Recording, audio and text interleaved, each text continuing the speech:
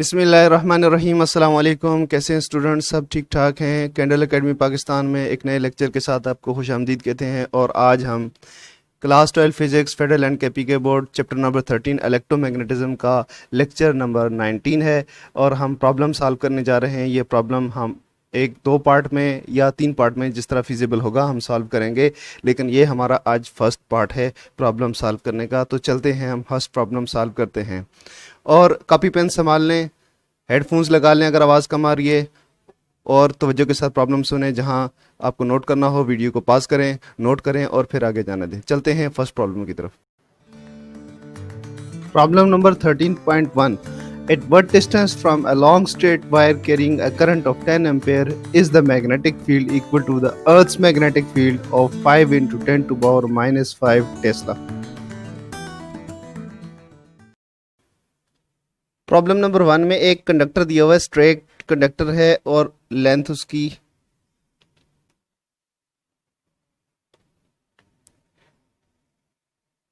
Long conductor है, length given नहीं है। तो इसमें पूछा हुआ है कि कितना डिस्टेंस के ऊपर हम यहाँ पे मैग्नेटिक फील्ड अगर नोट करें, ये मैग्नेटिक फील्ड इसका अगर सर्कुलर हम लूप कंसिडर करते हैं जिसको एम्पेरियन लूप कहते हैं, तो ये डिस्टेंस कितना होगा कि यहाँ पे हमें पॉइंट पी के ऊपर मैग्नेटिक फील्ड की जो क्वांटिटी है वो अर्थ मैग्नेटिक फील्ड के बराबर मिल जाए, जो कि 5 into 10 to power minus 5 Tesla होती है। तो इस कंडक्टर से, जिससे कि 10 एम्पेयर का करंट पास कर रहा है, इस कंडक्टर से कितने डिस्टेंस पर हमें अर्थ मैग्नेटिक फील्ड के बराबर का मैग्नेटिक फील्ड मिलेगा। तो इसका डेटा नोट कर लेते हैं। नंबर 1 आपको करंट गिवन है 10 एम्पेयर्स, मैग्नेटिक फील्ड भी आपको गिवन है 5 into 10 to power minus 5 Tesla, और आपने जो फाइंड करना है वो डिस्टेंस फाइंड करना है। एम्पेयर सर्किट लॉ अप्लाई करेंगे।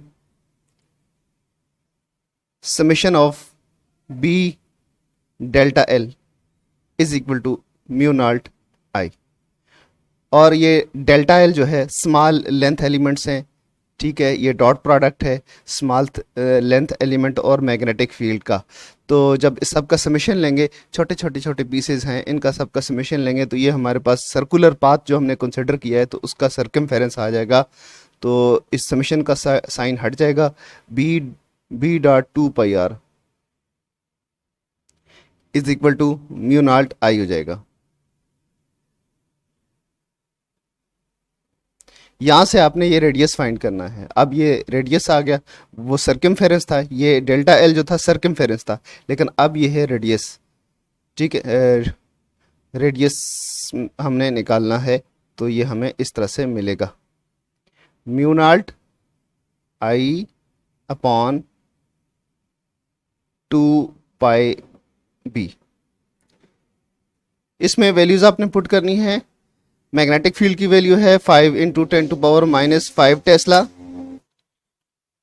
ये मैग्नेटिक फील्ड की वैल्यू नीचे डालनी है, ऊपर ये म्यू नॉट है, तो म्यू नॉट का हमने जिक्र नहीं किया। म्यू नॉट की वैल्यू है, mu naught is equal to, ये परमिटिविटी ऑफ फ्री स्पेस है, permeability of free space, 4 pi into 10 to power minus 7 weber per ampere per metre. 4 pi into 10 to power minus 7 weber per ampere per metre, ये याद रखना है, इसके units भी याद रखने हैं, उसकी वैल्यू भी याद रखनी है। ये बहुत सारे क्वेश्चंस में इस्तेमाल होगी और एग्जाम में आ सकता है, तो हो सकता है ये गिवन ना हो। म्यू नॉट और एप्सिलॉन नॉट, इनकी वैल्यू याद होनी चाहिए, बहुत कॉमन कॉन्स्टेंट्स हैं। तो ये है 4 pi into 10 to power minus 7 multiplied by 10 ampere का करंट है, तो 10 पुट कर दें।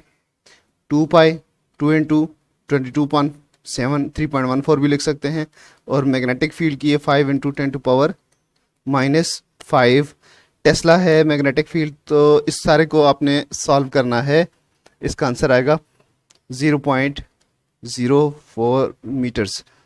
तो ये आपका आंसर है। एक कंडक्टर जो लॉन्ग कंडक्टर हो, जिसकी लेंथ एल हो, लेंथ गिवन नहीं है, इसमें से करंट अगर 10 एम्पेयर का फ्लो कर रहा हो, तो 0.04 मीटर के ऊपर अगर आप मेजर करेंगे तो इसका मैग्नेटिक फील्ड अर्थ के मैग्नेटिक फील्ड के बराबर हो जाएगा, जो कि होता है 5 × 10⁻⁵ टेस्ला। चलते हैं नेक्स्ट क्वेश्चन की तरफ। Problem 13.2, a long solenoid having 1000 turns uniformly distributed over a length of 0.5 meters produces a magnetic field of 2.5 × 10⁻³ Tesla at the center. Find the current in the solenoid. Students, problem number 13.2 की statement आपने सुन ली है, आपके सामने लिखी हुई भी, इसको पढ़ भी लें वीडियो पास करके, और प्रॉब्लम को समझना बहुत ज़रूरी है उसकी स्टेटमेंट को, उसके बाद उसको सॉल्व करने की कोशिश करें। तो एक यहाँ पे एक सोलिनाइड गिवन है जिसके नंबर ऑफ टर्न्स जो है 1000 है, और ये यूनिफॉर्मली डिस्ट्रीब्यूटेड टर्न्स हैं, और जो लेंथ है, जिस लेंथ के ऊपर ये टर्न्स दिए हुए हैं वो है 0.5 मीटर। 0.5 मीटर लेंथ के अंदर 1000 टर्न्स हैं। नंबर ऑफ टर्न्स कितने हैं? 1000 है, ठीक है जी। और मैग्नेटिक फील्ड, इसमें से करंट पास कर रहा है, ये करंट पास कर रहा है इसमें से, तो इसके अंदर किसी भी पॉइंट P के ऊपर मैग्नेटिक फील्ड की वैल्यू आ जाती है 2.5 × 10⁻³ टेस्ला। ये इसका मैग्नेटिक फील्ड बनता है इसके इनसाइड। पूछा हुआ ये है कि अगर ऐसा हो, यानी एक 1000 टर्न्स की एक सोलिनाइड हो जिसकी लेंथ 0.5 मीटर हो, और उसमें से करंट इतना फ्लो हो रहा हो कि 2.5 × 10⁻³ टेस्ला उसका मैग्नेटिक फील्ड बन रहा हो, तो बताएं उसमें से करंट कितना फ्लो कर रहा होगा। डेटा नोट कर लेते हैं, बड़ा आसान है। सोलिनॉइड का फार्मूला लगाना है, वैल्यूज पुट करनी है और आंसर आ जाएगा हमारे पास सीधा सीधा।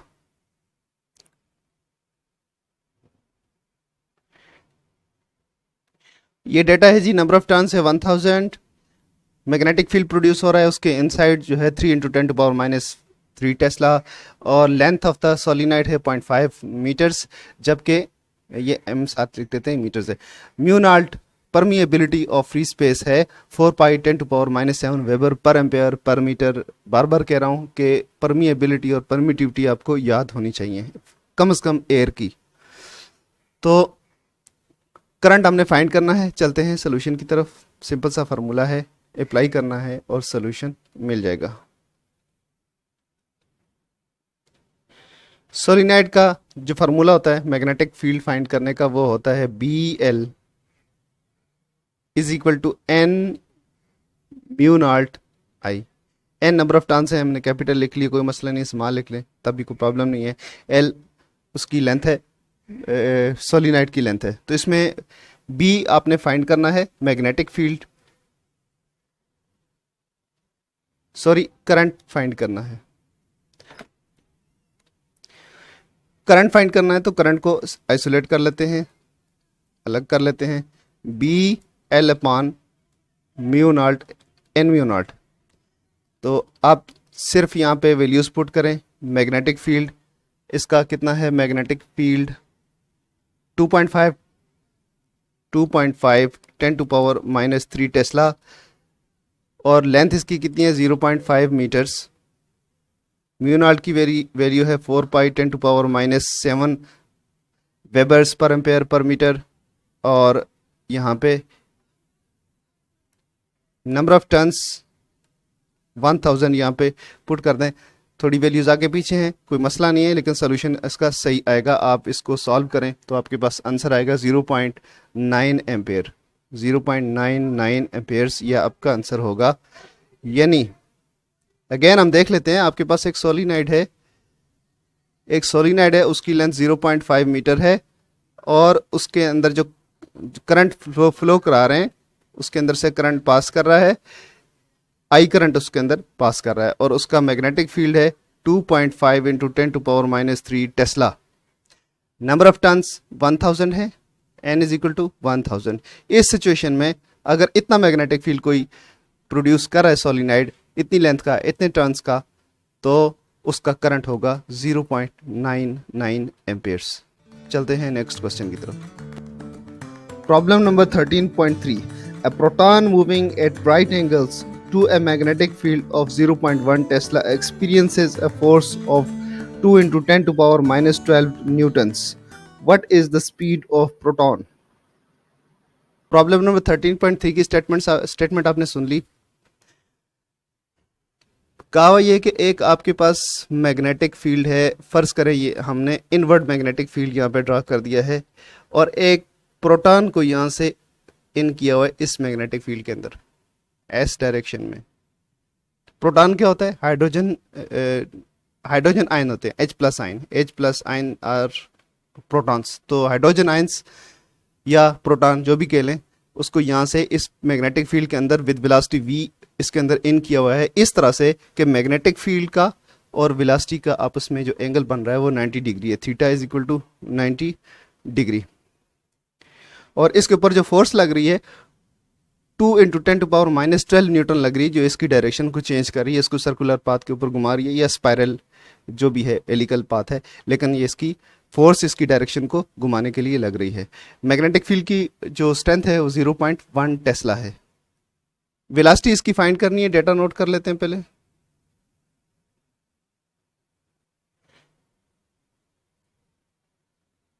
चार्ज ऑन इलेक्ट्रॉन या चार्ज ऑन प्रोटॉन जो भी है 1.9 into 10 to power minus 19 coulomb से। चार्ज इलेक्ट्रॉन का हो या प्रोटॉन को, उसे ई से डिनोट करते हैं, बस चार्ज की वैल्यू का फर्क होता है।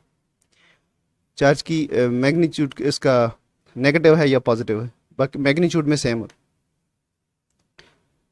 और मैग्नेटिक फील्ड जो हमने अप्लाई किया हुआ है 0.1 टेस्ला है, 0.1 टेस्ला। फोर्स लग रही है F इज इक्वल टू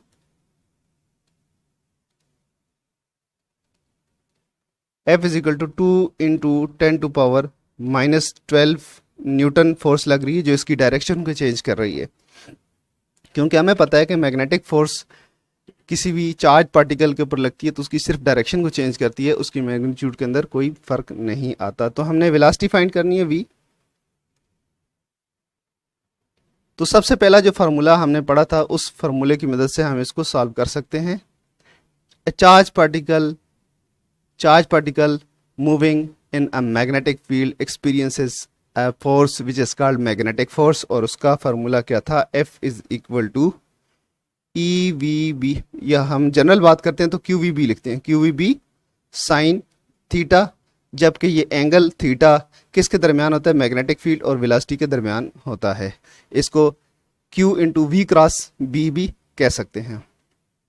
चूंकि एंगल थीटा 90 डिग्री का है तो यहाँ पे साइन 90 मैक्सिमम होगा, तो हमें इसको पुट करने की ज़रूरत नहीं है। तो force is equal to Q की जगह हम E लगा देंगे तो ये बन जाएगा EVB। यहाँ से वेलोसिटी सिर्फ फाइंड करनी है, तो वेलोसिटी को हम सेपरेट कर लेते हैं, F अपॉन EB। जस्ट इसके अंदर वैल्यूज पुट करनी है। वैल्यू है 2 into 10 to power minus 12 newton है फोर्स की, और चार्ज की 1.9 into 10 to power minus 1.6। Charge की वैल्यू को दुरुस्त कर लें, 1.6 into 10 to power minus 19 coulombs है, और मैग्नेटिक फील्ड जो है 0.1 टेस्ला है। अगर आप इसको सॉल्व करेंगे तो आपके पास जो आंसर आएगा वो होगा 1.3 into 10 to power 8 metre per second. 1.25 कर लें, इसको राउंड ऑफ करेंगे तो 1.3 बन जाएगा, एक ही बात है, इंटू 10 टू पावर 8 मीटर्स पर सेकेंड। जी हाँ बच्चों, अगर इस वेलोसिटी के साथ जो हमने अभी सॉल्व की है, अगर एक प्रोटॉन को बिल्कुल राइट एंगल के साथ यहाँ से फायर किया जाए मैग्नेटिक फील्ड के अंदर, तो उसके ऊपर जो फोर्स लगेगी जो उसकी सिर्फ डायरेक्शन को चेंज करेगी, तो वो अगर वो फोर्स हो 2 into 10 to power minus 12 newton, तो क्या होगा? Velocity 1.25 into 10 to power 8 metre per second होगी। दोबारा से सुन लें, अगर 1.25 into 10 to power 8 metre per second के साथ अगर प्रोटॉन यूं जा रहा है मैग्नेटिक फील्ड के अंदर जिसकी स्ट्रेंथ है 0.1 टेस्ला, तो उसके ऊपर फोर्स क्या लगेगी? 2 into 10 to power minus 12 newton. तो ये आपका आंसर है इस क्वेश्चन का। तो बच्चों आज की वीडियो में हम 3 ही क्वेश्चन सॉल्व कर पाए हैं। नेक्स्ट वीडियो के अंदर हम अगले 3 क्वेश्चन या 4 क्वेश्चन सॉल्व करेंगे, लेकिन लग ये रहा है कि इसके 3 पार्ट न्यूमेरिकल प्रॉब्लम्स के बन जाएंगे। एनी हाउ आज का लेक्चर इतना ही है, इजाज़त दीजिए, अल्लाह हाफिज़।